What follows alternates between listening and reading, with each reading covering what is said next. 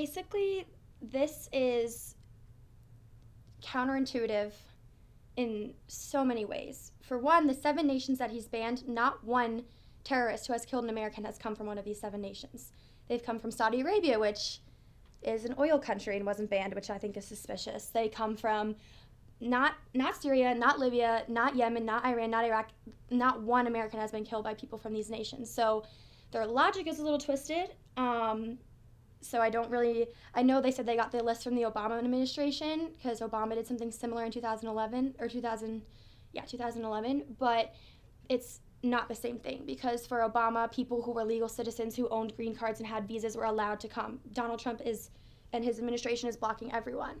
And there's also this disconnect between the Department of Homeland Security and Donald Trump because the Department of Homeland Security was under the impression that people who had helped U.S. officials, like there was an Iraqi man who translated for soldiers abroad in Iraq. He wasn't allowed back in the country. The Department of Homeland Security was putting out that these people were allowed, so they got in the air and then were detained at airports in America. That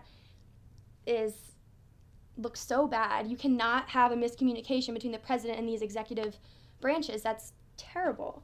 But also, this is a Muslim ban. People who say it's just an immigration ban are wrong because he's letting in Christians from these countries, but not Muslims. He said religious minorities, which in a Muslim majority country are Christians and some Jews and other smaller minorities, but that's a Muslim ban. You're banning Muslims from coming into this country, and you cannot discriminate based on creed. That's in the Constitution. So I don't understand where the logic comes from this, and I think it's going to make it more dangerous because I saw something that ISIS now feels validated because this is a sign of the West's war on Islam, and this is going to be a point to recruit. They're going to go to people who feel lost and were detained at airports and say, look what the West did to you, look what Donald Trump did to you. And that anger is what spurs people to be recruited into these radicalized groups.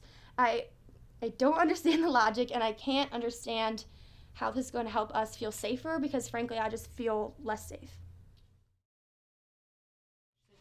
I think that rhetoric is really dangerous. America first. It has the indications of really strong nationalism, which I think is never a good thing.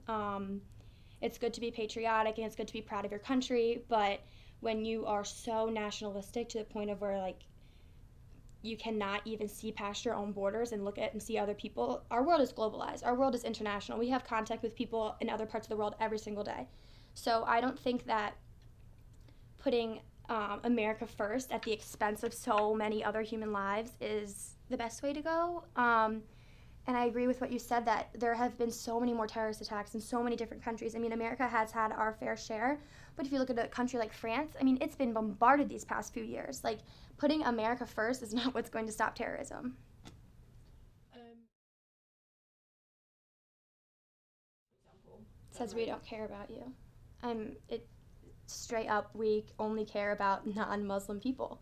And you just cannot discriminate based on creed, but you also just can't forget about that huge of a portion of the world.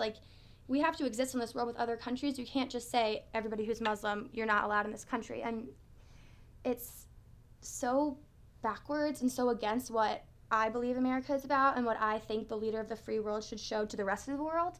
I mean, Europe has been pretty good about bringing in refugees, and this just shows that we are not on that level. We are not on the level of Canada or Germany or any of those other countries that are accepting people.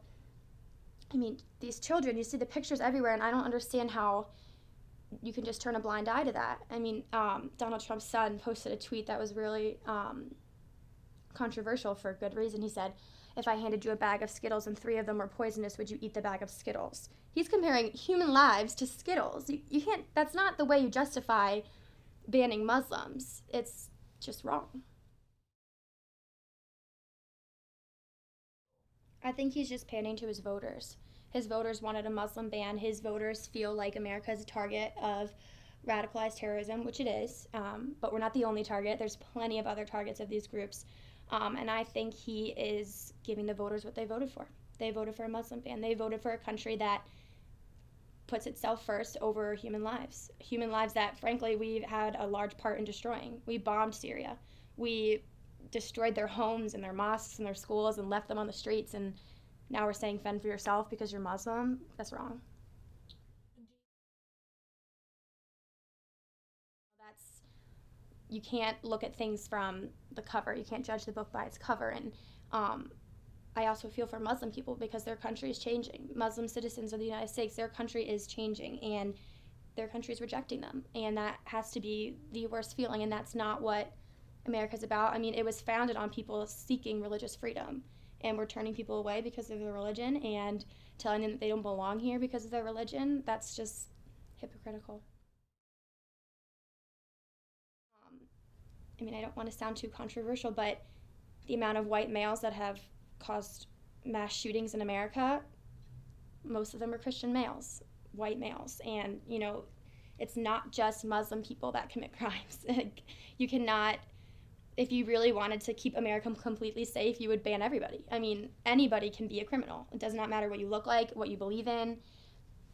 It's not you can't justify it by saying that Muslim people are more dangerous than other people, than Christian people, than Jewish people, than people that aren't from those 7 countries. I mean, what about the Muslim people from Saudi Arabia? What about the people from those 7 countries that are already in America? I mean, it's doing nothing to keep us safe. There are people from those 7 countries that are Muslim that are in this country right now living among us. If you're really that afraid, this ban is doing nothing. You're just tearing people's lives apart and making us look bad.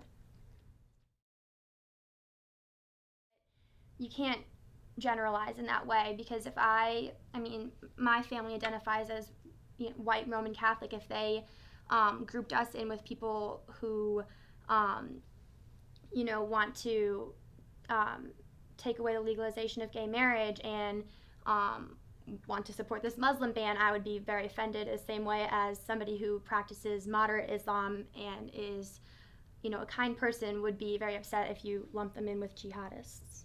The same thing. There's bad people in every group that has ever existed. And I hope that people are shocked. I hope that, I heard a lot of people say, I voted for Trump, but I didn't really think it was going to be this bad. You've heard him say these things. He said that he's going to do a Muslim ban. I hope people realize that, shoot, this really isn't what I wanted. This isn't actually what I thought was going to happen. And I like to believe that not everybody who voted for Trump is racist and has Islamophobia. I think a lot of people voted for Trump with their wallets and economically, and they felt forgotten these past 8 years. And I hope that they join the movement to go against these horrible social and immigration policies that Donald Trump has been proposing, and realize that America as a country is supposed to be a country for everyone, not just white Christians.